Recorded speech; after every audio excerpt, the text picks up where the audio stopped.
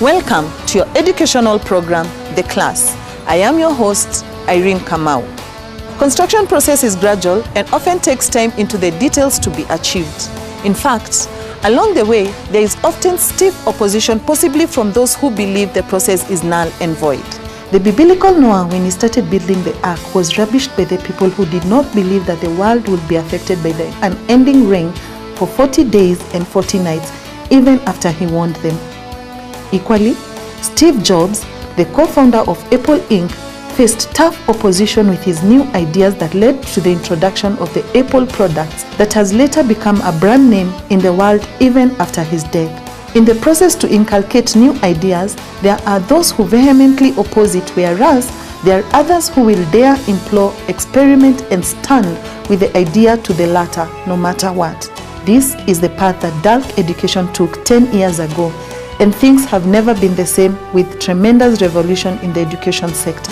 DALC rose up and challenged the status quo and daring to approach the education system differently, says Professor Humphrey Obora, who is the founder of DALC Education.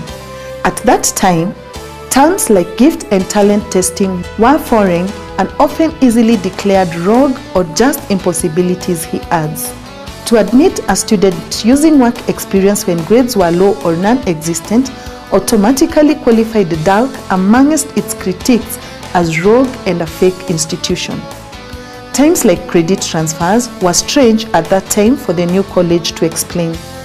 The institution did not give up, well aware that one's talent and work experience need to be considered for education to get back to its real meaning. This daring effort has made things quite different today in the sector. It is common to hear ordinary folks and politicians talk about nurturing talent, much as they may not know how to professionally implement it. Credit transfer is now a common statement in most colleges and universities, much as it may not have been implemented to rightly serve its purpose. Though many sectors are still grounded on grades and certificates, some quarters are beginning to agree with DALC that work experience is indeed part of the learning process. Many people who had been locked out of the education system because they did not have cut-off grades due to unfortunate circumstances like lack of fees, early pregnancies, sickness, or bereavement finally had a new opportunity for education, thanks to the brevity of DALC to stand strong for them.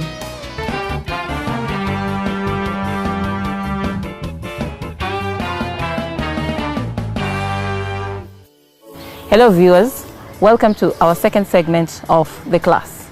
Professor, new ideas are not easily accepted in Africa, and we know many people would oppose your ideas. So tell us, when you came up with these new ideas, how were you able to weather the storms and withstand the competition from those who are competing you, and also those who don't understand the idea, but they tend to trash your ideas at the end of the day?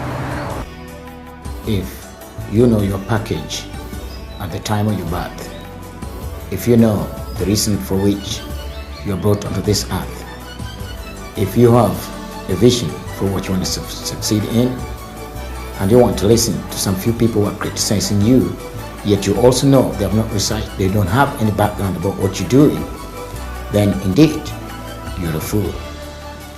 I knew from day one that we had a problem in our education system when I stepped in the United Kingdom, because what they're doing is not exactly what we used to do more than 30 years back. I knew very well a number of people that were very intelligent in class, but they did not do very well in the final examinations, and they ended up doing extremely very well in business. I knew too well many others that had dropped out because of lack of school fees and traveled very hard to change a C- grade to a C+ so that they could join public universities. I know too well many young people that could have accelerated and skipped many classes and be able to obtain their degrees sooner. I knew many people with a lot of life and work experiences that were denied access to university education just because they did not have those papers. So I decided, for the sake of the many of my colleagues that were denied access to university education just because they lacked school fees, I knew many extended families where girls were pregnant at the penultimate time of examination, and they failed not because they were stupid, but because if you're pregnant, you cannot be able to revise, you cannot concentrate, you cannot be able to achieve the expected grade A, and then you just cut off because people imagine just because your grade is low, you did not make it.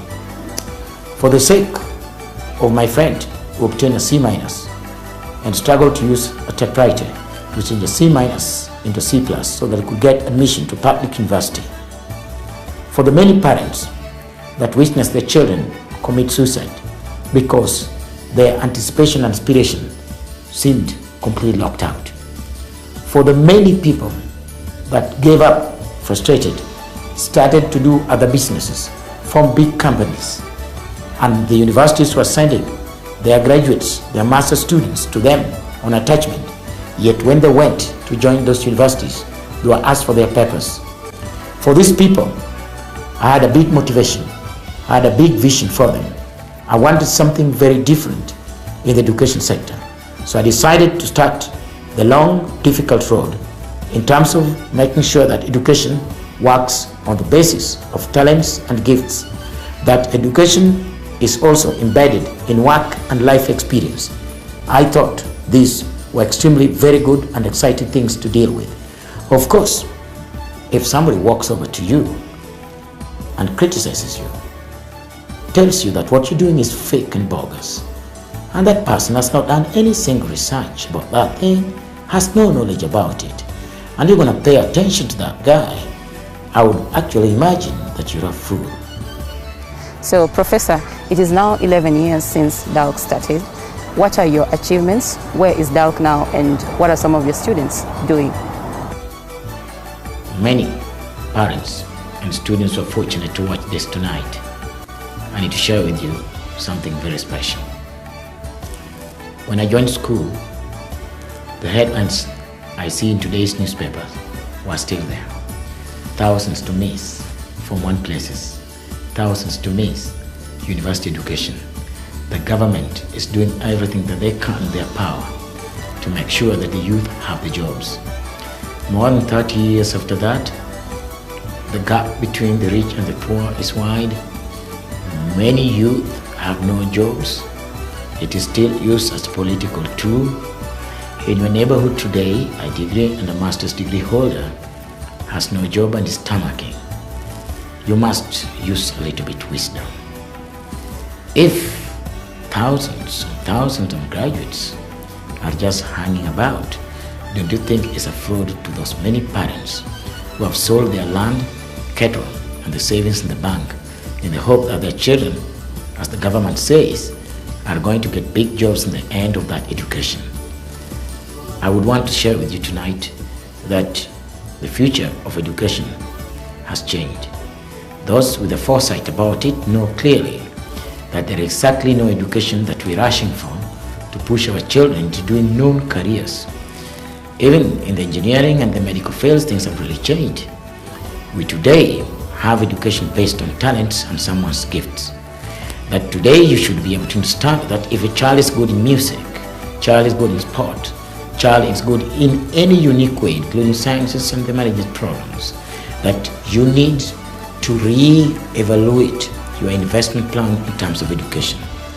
Because today, over 500 universities have signed up that they recognize a talent and a gift report as an admission document, that you don't need to really get a grade to be admitted. A number of such universities today also have agreed that life and work experience is indeed a learning which can be evaluated, accredited, equated to course units and modules, earn your exemptions, and you gain what is known as advanced standing in your admission. And on top of that, you get exemptions so that you can achieve your bachelor's and master's degree sooner. This is very different from scenarios that we witness in Africa, that a guy dropped in class 5, he struggled because of lack of school fees, sickness, or any other external factor, and he made finally a very big company that we send our university graduates to go and do attachment, and then you're told, oh, you want to join our university?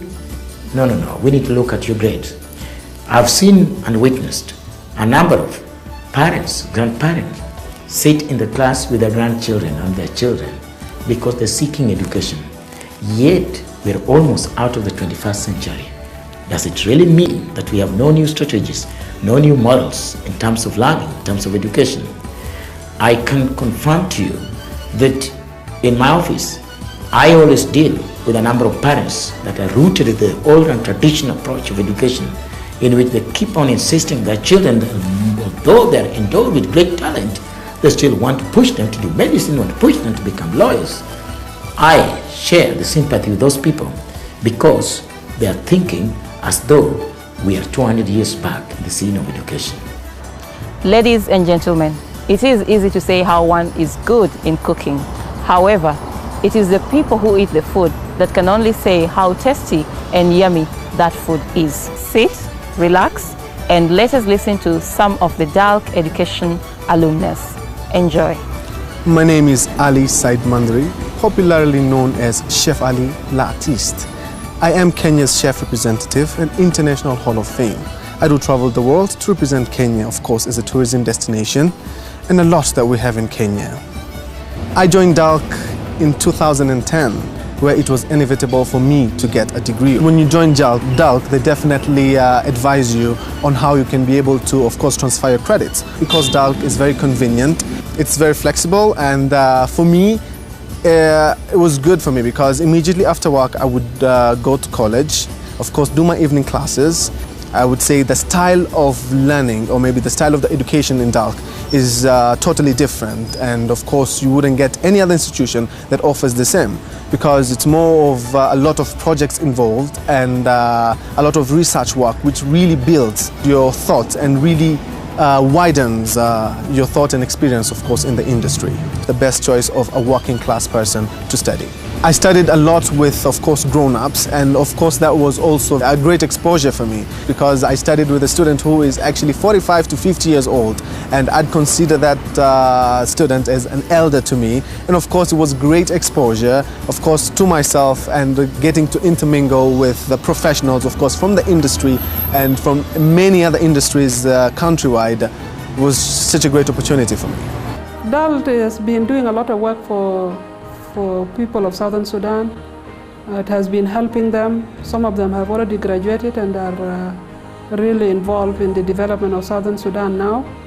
And I attended one of my boys' graduation, graduated by DALC, and he's now doing his PhD. People of Southern Sudan are in dying need of knowledge. And whatever we have there, these are all methods. And DALC has this new vision where people can get into education in a fastest and accurate way. If you know your talent, you will not regret. You will be able to know real and go direct to whatever you will do. Something that we do not know. We always head to the bush here and there, and tomorrow you change your mind and you say, I will do this, next tomorrow you change your mind, and you end up achieving nothing. But with this new technology, even though I'm of age, I'm happy that I got it, and I will be able to use remaining time accurately, and it will be even the best time than the time I had before. The machine is so excited. I saw this in the movies, but I have never seen it in reality. And when I saw it with my daughter, we were so excited, like today would have not come. But the day came, I brought my daughter, and I'm happy that this younger one is here. She will be able to be oriented towards whatever she can do best. Now we will not be guessing that you can do this, you can do that. The machine will tell her. So we are very excited, and something new that I have not seen before.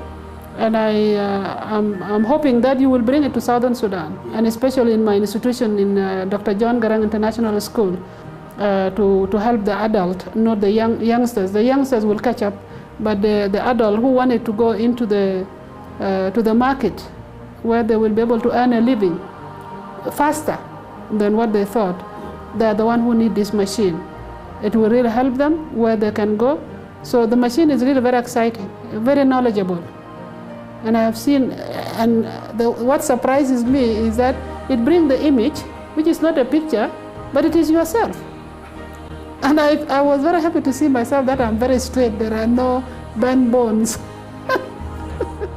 This program has been brought to you by AFGT, the Gifts and Talents Advocate in Africa, ACAEL, the Mature Learners Advocate in Africa, DALC Education, Africa's Institute of Creativity and Innovation.